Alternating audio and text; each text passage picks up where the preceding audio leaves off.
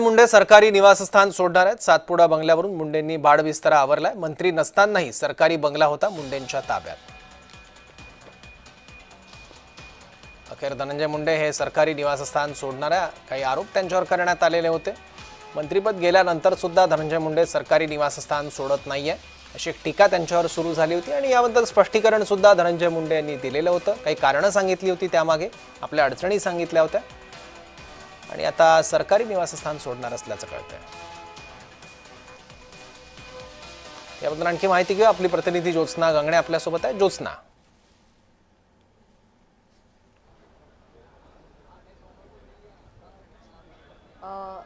सौरभ, एकदा परत प्रश्न रिपीट कराल प्लीज। धनंजय मुंडे आपलं शासकीय निवासस्थान सोडणार आहे, त्यावरून बरेच आरोप त्यांच्यावर झाले होते, टीका झाली होती आणि धनंजय मुंडेंनी सुद्धा आपल्या अडचणी सांगितलेल्या होत्या। त्यांचं मंत्रिपद गेलं पण त्यांनी शासकीय बंगला मात्र सोडला नव्हता आणि तो बंगला आता मुंडे सोडतायत। अगदी बरोबर आहे सौरभ, आपण बघतोय की माजी कॅबिनेट मंत्री धनंजय मुंडे जे आहेत त्यांनी मार्च महिन्यामध्ये जे आहे ते आपल्या पदाचा राजीनामा दिला होता। राजीनामा दिल्यानंतर शासकीय निवास जे आहे ते सोडावं लागतं। मात्र धनंजय मुंडे यांनी अनेक कौटुंबिक कारणं दिली होती की त्यांच्या मुलांची शाळा वगैरे आहे, असं अनेक कौटुंबिक कारणं दिली होती, त्यांच्या आजारपणाचं कारण दिलं होतं आणि त्यामुळे धनंजय मुंडे यांनी त्यांचा बंगला सोडला नव्हता।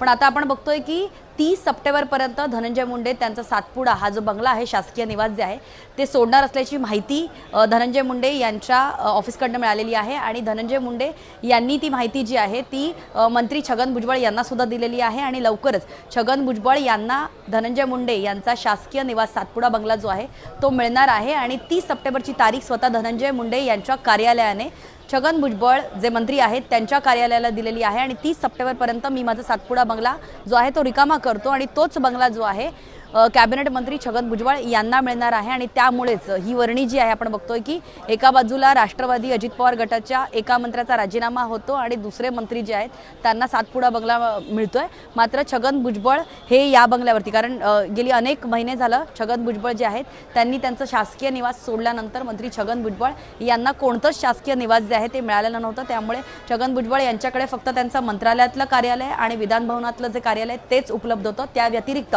राष्ट्रवादी त्यांचं जे ऑफिशियल म्हणजे जे ऑफिस आहे ते त्यांच्यासाठी उपलब्ध होतं।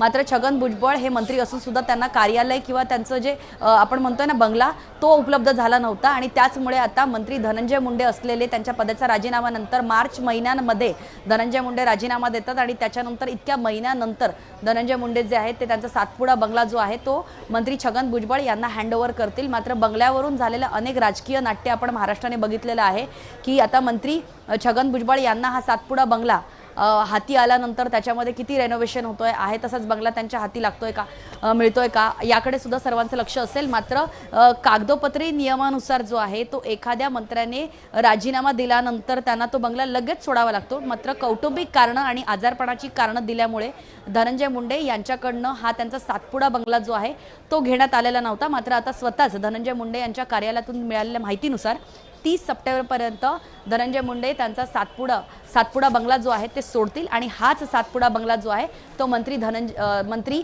छगन भुजबळ यांना देण्यात येईल। राज्यामध्ये सध्या जे आहे ते ओबीसी राजकारण किंवा ओबीसी वर्सेस मराठा असं राजकारण पेटताना दिसतंय। अशामध्ये धनंजय मुंडे जे आहेत ते आता सध्या त्यांचं राजकारण किंवा एकूणच स्थानिक स्वराज्य संस्थेच्या निवडणुका आपण बघतोय ते बीडमध्ये जास्त ॲक्टिव्ह झालेले पाहायला मिळतात आणि त्यामुळे बीडमध्येच आता त्यांचं मुक्काम आपल्याला जास्तीत जास्त पाहायला मिळेल आणि त्यामुळे कदाचित हा बंगला त्यांना आता सोडणं म्हणजे धनंजय मुंडे यांचं मंत्रिपद गेल्यानंतर ते आता सध्या त्याची तब्येत पण बरी आहे आणि सध्या त्यांचा बीडमध्ये मुक्काम सध्या जास्त पाहायला मिळतोय।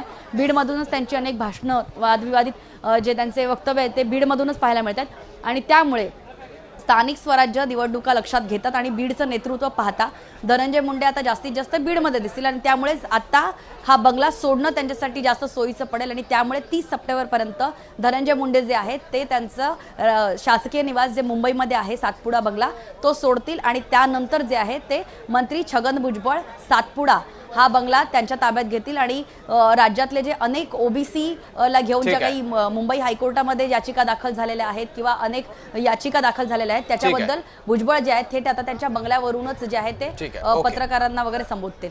ठीक आहे, ज्योत्स्ना धन्यवाद या माहितीबद्दल।